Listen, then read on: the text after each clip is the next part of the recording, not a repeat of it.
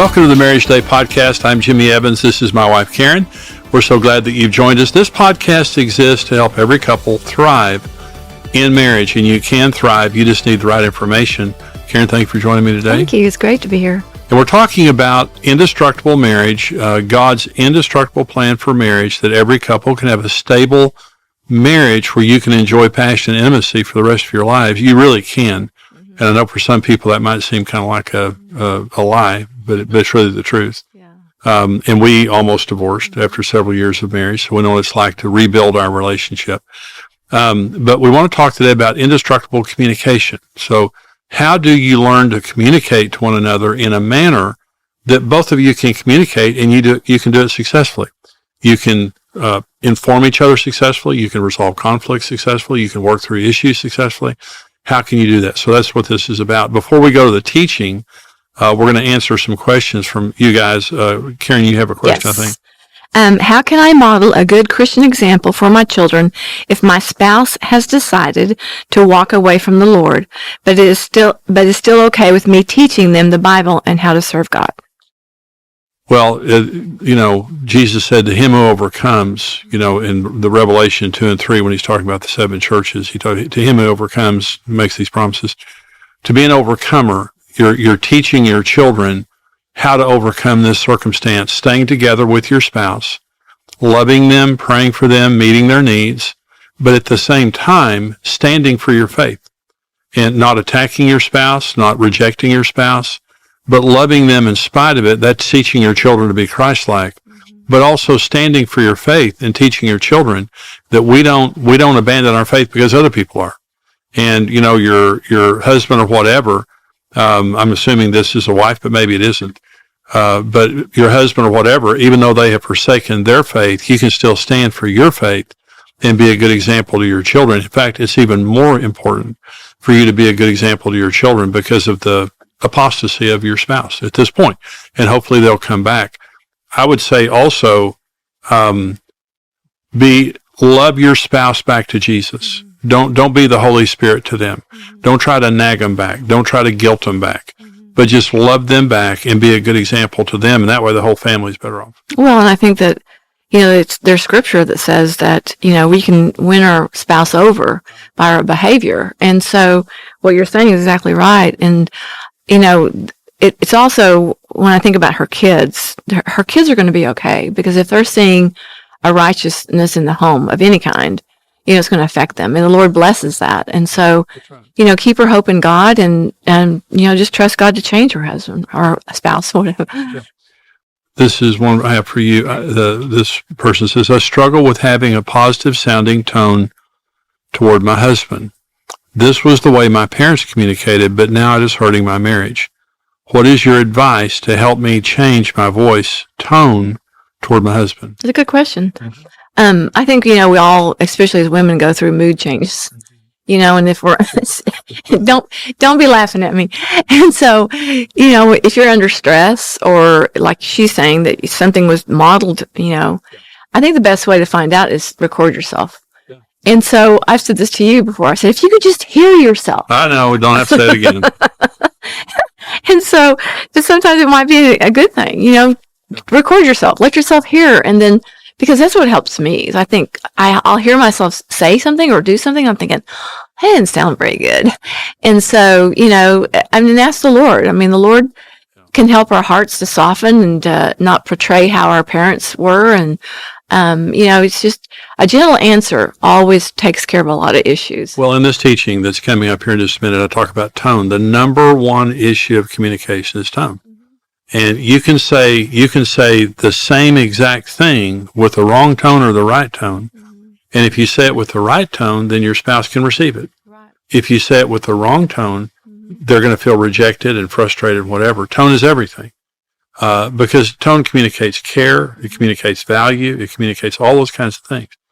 And so, there was a time in our marriage where I would communicate to you impatiently, frustratedly, and my tone was bad. Well, I think it's not just your voice and your tone of your voice. I think it's your face too. Because I can remember, Well, sorry. We're talking about tone here. Yeah, but no. Because, it's hard when you're, I always, when I was growing up, I know I had a solid, stoic face because I felt that way inside, so damaged. And I remember asking the Lord to help me have a nice face. And I think that, back on some of the fights we've had, and you get that stoic look, and I'm like, just, it's like, and so, I think we need counseling. but you know what I mean. Okay, well, I think that the tone to a man or a woman, it doesn't matter. It's everything, and I'm going to talk about that a lot in this. But she talks here about her mother. This is the way her mother communicated with her father. That's called an iniquity. That's a bent toward a behavior. God says, "I'll visit the iniquities of the mothers and fathers on the third and fourth generation." Mm-hmm. We have a natural tendency to do what our parents did. But the way to break that is to forgive your mom and to bring that area to Jesus and say, "Lord, I want you to teach me. The Holy Spirit will lead you into all truth. Teach me how to speak to my husband." And stop doing what your mom did, because you said it's damaging your marriage. Of course it is, okay? But bring that area to Jesus and submit it to him, and that bent area will become straight.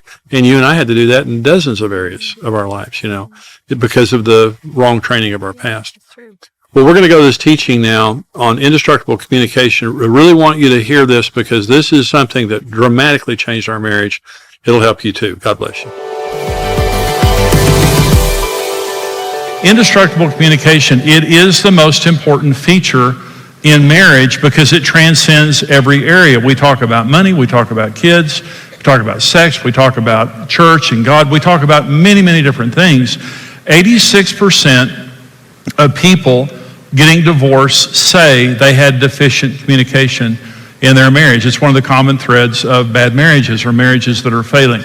And so the point, though, being not just communication, true intimacy, the prize of marriage is intimacy, is being close. You just simply can't be intimate with your spouse unless you have the ability to communicate. So I'm going to talk about communication. I'm going to begin by talking about why we communicate. Communication in marriage is not just for a reason or two. There are 6 basic reasons why we communicate in marriage. The first is basic information. That this is just kind of ground level. Dinner's ready. Just take out the trash or something like that. Just basic information.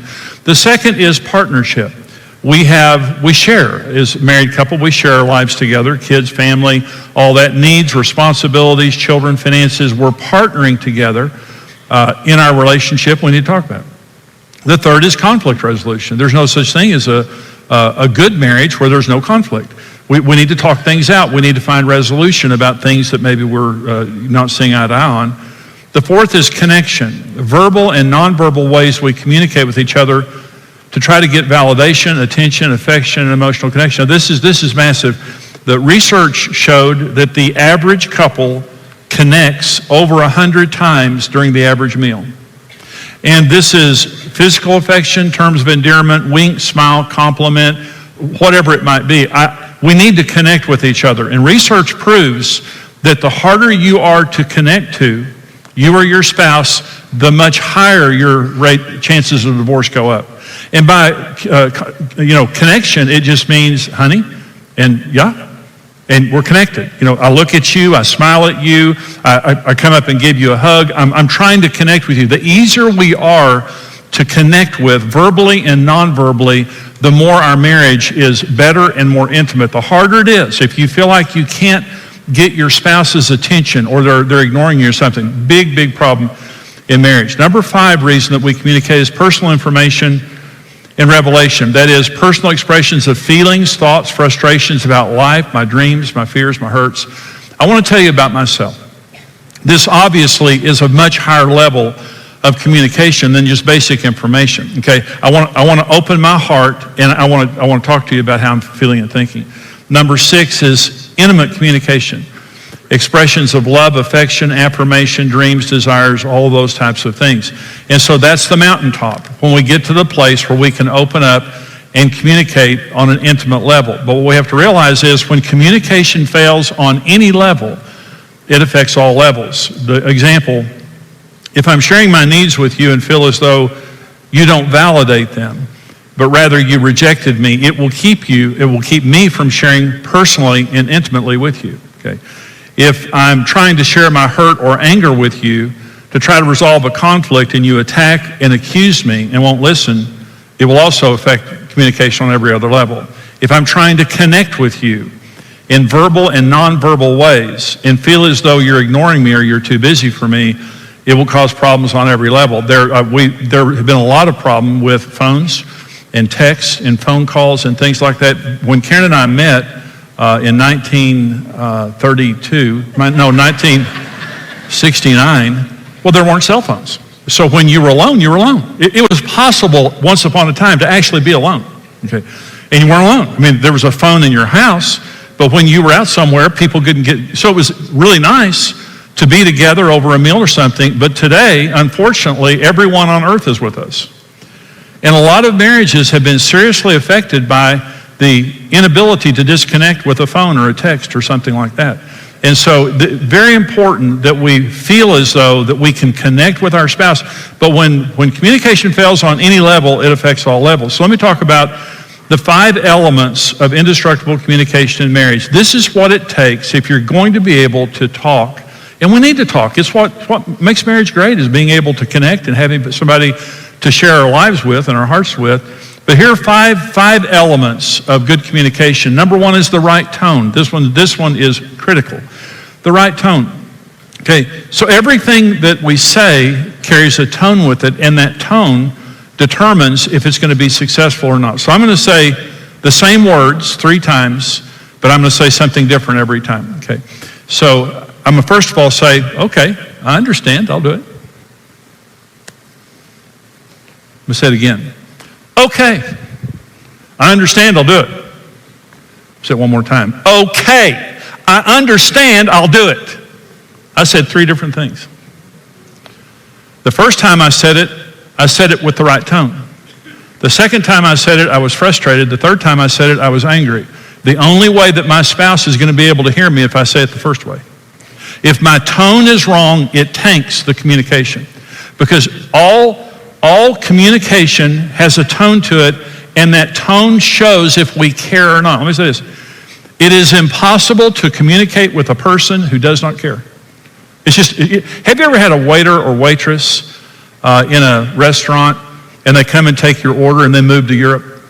You know, and they're not to be found any longer. They disappear from the face of the earth. And then you see them walk back through the room, but they don't want to make eye contact with you. But you want more tea or you want some ketchup or something like that, and they don't care. They just don't care. It is impossible to communicate with a person who doesn't care, and my tone tells you if I care or not. Listen, so Karen says to me, Jimmy, this and this and this, and I respond with, what? I'm put out, I'm frustrated. Well, what I'm telling her is I don't care. But if she says to me, Jimmy, I say, yeah. And I respond with the right tone. My tone says everything. And every tone carries an encrypted message to our spouse that either allows them to hear or not. We hear through our deepest needs. Okay, so a man's deepest need is honor, and a woman's deepest need is security. We have other needs, but those are our mega needs. So let me use a woman as an example.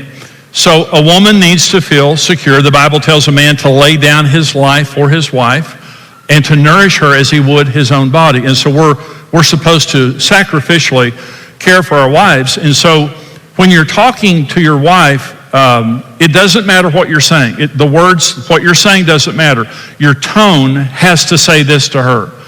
You're the most important thing in the world to me. I'll lay down everything else in my life to take care of you. You're not a burden to me. You're not in any way bothering me. I will do anything. If I don't get mine, you'll get yours. To my hurt, I'll take care of your needs. You're first. What is it that you need? Doesn't matter. You can be talking about the kids. You can be talking about anything. But when she hears a tone coming from you of sacrifice and care, it calms her down and makes her feel secure. Okay, and so if Karen said to me, Jimmy, are you going to play golf? And I said, yeah, you got a problem with that? Oh, the fight just started. But what if she said, Jimmy, you're going to play golf? And I said to her, well, I was thinking about it, but if you need something, you're more important than golf. What is it that you need? It's all good.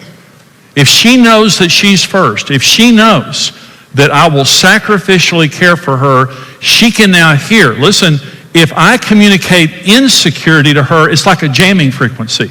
Rather than calming her down, all it's going to do is upset her. And my tone is the most important part of that. For a man, when women are communicating with men, you do need to understand we're very sensitive in our egos. And some women say that's just pride. Well, it can be pride, but God made us to where our most important need is respect. And of course, the Bible tells a woman to treat her husband like she would Jesus. That means with great respect.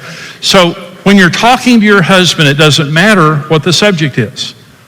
What matters is he can't hear if you're disrespectful. I mean, what is being said to a man is less important to us than how it's being said. The way you talk to us is more important to us than what you're saying. And when you're going to have successful communication, by the way, what I said about security in women is true of your daughters. And what I'm saying about honor in your husbands is true of your sons. You'll never be able to influence a man or a boy when you're disrespecting him. And whatever you're saying, whatever the conversation is, here's what your husband has to hear. I believe in you. You're a good man. You're worth everything. I believe that you are really, really an integrous man, and I know everything's going to work out, and I believe that you're a hunk. And if you're lying about that, Jesus will forgive you. But honey, I need to talk to you about something. If you talk to your husband and he can, what do you have to say? What do you have to say? We open our hearts. See, women will open their hearts if they feel secure, and men will open their hearts if they feel honored. But you're not going to be able to communicate if you're not communicating on a heart level. You're talking to my head, but my heart's disconnected. So number one, most important issue in communication is tone. Number two is enough time. You have to have enough time to communicate. Well, let me talk about three different types of communication and how much time to allot to that type of communication. Let me first of all talk about proactive communication. And this is not reacting constantly to issues, but just sitting down for 3 to 5 days a year and having a vision retreat, maybe including in that a budget. Budgets are very important. Budgets cause you to make decisions in advance. And the most important issue in a budget is not the numbers on a page. It forces you to deal with your values. What do you value?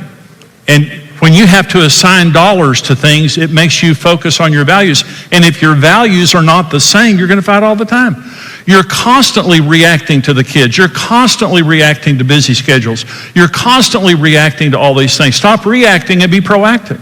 And many people who have bad marriages, they never sit down and talk. They never patiently, proactively talk. And I'm saying 3 to 5 days a year, if you will do this, if you'll make it happen on your calendar, save up for it, find a place for the kids, it will transform your relationship. The second type of communication is personal communication, and this takes 30 to 60 minutes a day.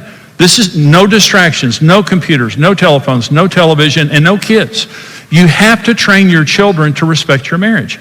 And you come home and you take care of the kids and give them the time they need, and then you say to your kids, this is mom and dad's time, and we don't want you interrupting. And we're going to put you to bed. You may die of thirst or get killed by a monster. That's okay. We're good with that. But don't interrupt us, okay? We gave you plenty to drink, and the exterminator came out. There are no monsters in the house.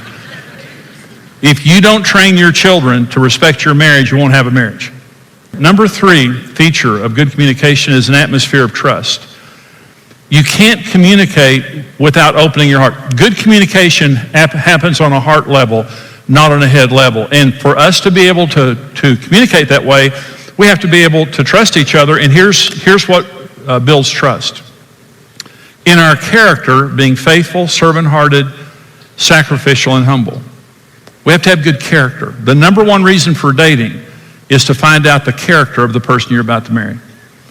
And the number one thing that develops character is of course, Christ, but being humble and teachable. Number 2, in connection, empathy, caring, attentiveness, affirming. I care about you. I trust you because I feel like you care. You're empathetic. You put yourself in my shoes, and you're easy to talk to. You don't judge me while I'm talking or reject me. In conflict, you're approachable. You're responsible. You take responsibility for your issues and you don't blame me constantly. You're committed. You stay. You don't threaten to divorce or something like that. In confidentiality, you never share personal information outside the marriage. You never use sensitive information to retaliate, embarrass, intimidate, or punish. Listen, in marriage, we should be at each other's safe place. The safest place on earth for me to talk is with Karen Evans. And Karen Evans' safest place to talk. But if she tells me something personal and I share it with my friends or family members or something like that, it's going to devastate her.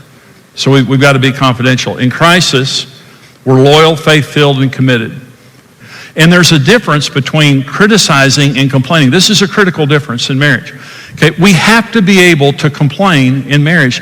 And in the best marriages, you give your spouse the right to complain without paying a price. They don't fear complaining. Now, criticizing and complaining are different. Criticism is about you.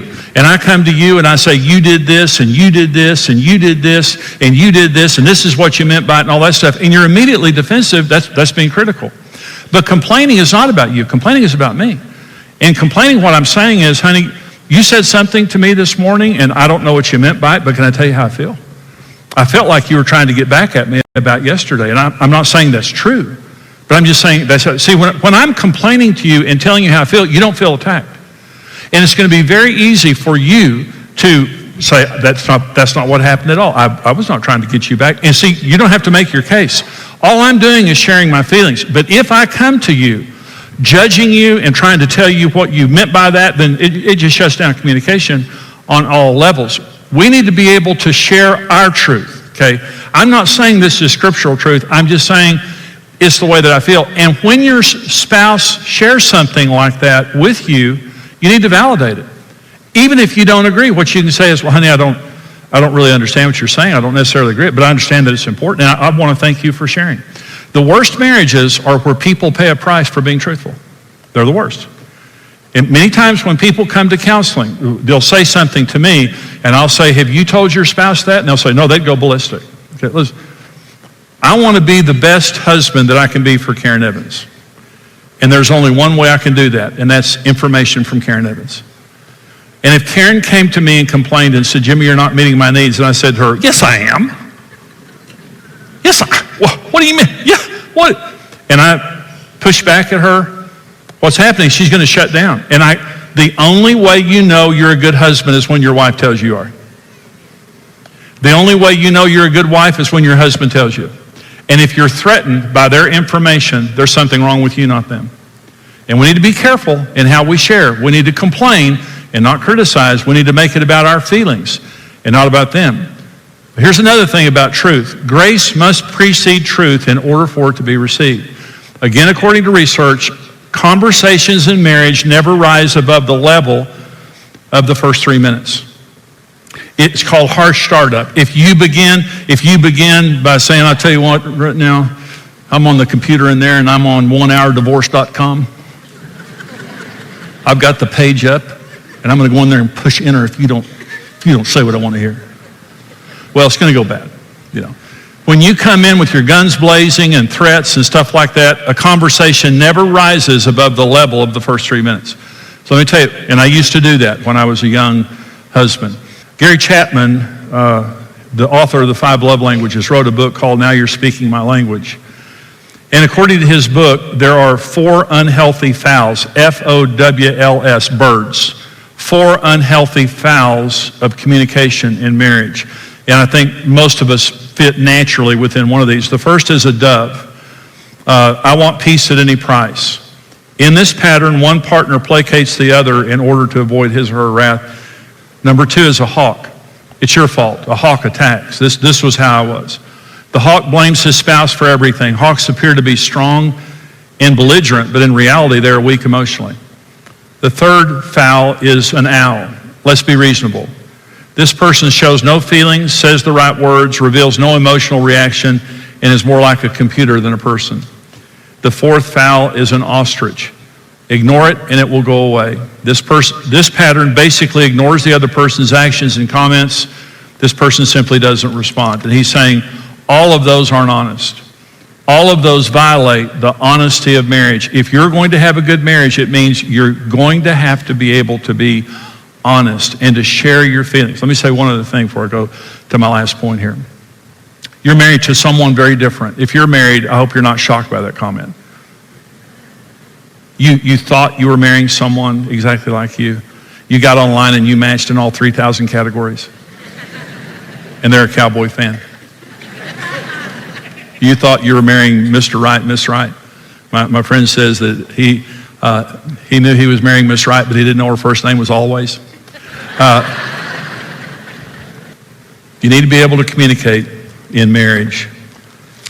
Let me go back through these. Tone, time, trust, truth, team. 5 foundations. And you're probably not doing all this stuff right now, but just make a note of some things that you can begin to change. Talk about these things on your date night or something like that. Talk about these things, but commit that you're going to work on the communication in your marriage for the rest of your marriage, because this is a big deal.